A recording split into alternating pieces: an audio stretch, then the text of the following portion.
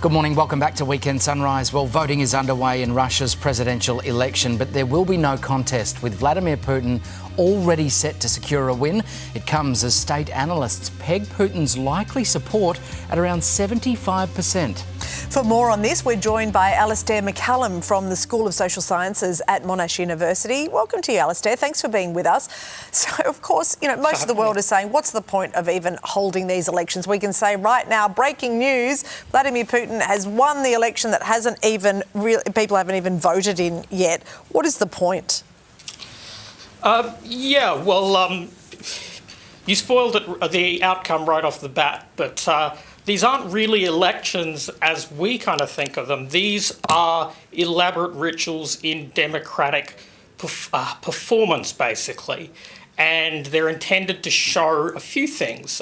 Vladimir Putin's total control over the Russian political scene, and also the ability of his regime to mobilise voters, which means maximising his share of the vote and maximising turnout.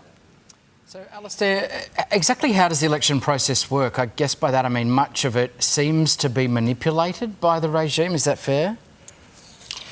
Absolutely, and these will be the most manipulated elections in modern Russian history. But still, Russia is what you might call an imitative democracy. So you go to a polling place, there's a nominally secret ballot, and somebody will tick your name off, but it's manipulated from start to finish through a kind of combination of carrots and sticks aimed at voters. Okay, so essentially all of Putin's opposition either die or they get eliminated. What chance is there for any change then in the next 6 years? Yep, so it was forced through in a constitutional referendum in 2020 that term limits no longer applied to Mr. Vladimir Putin, and so he can potentially run till 2036. I think the potential for domestic resistance, either from the elite from above or kind of from the streets from below, is pretty low, frankly. So he's removed all credible threats, and these quote-unquote elections are just another way of showing his strength.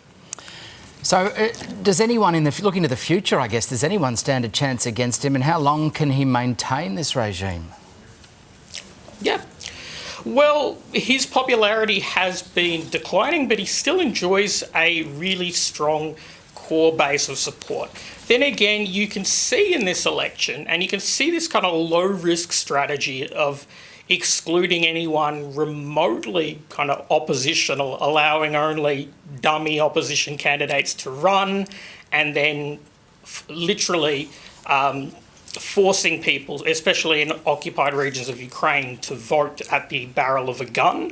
This is a sign of weakness and anxiety, not strength, I think. Well, Alastair, thanks so much for your analysis this morning and for being with us on Weekend Sunrise. No problem. Thanks for having me.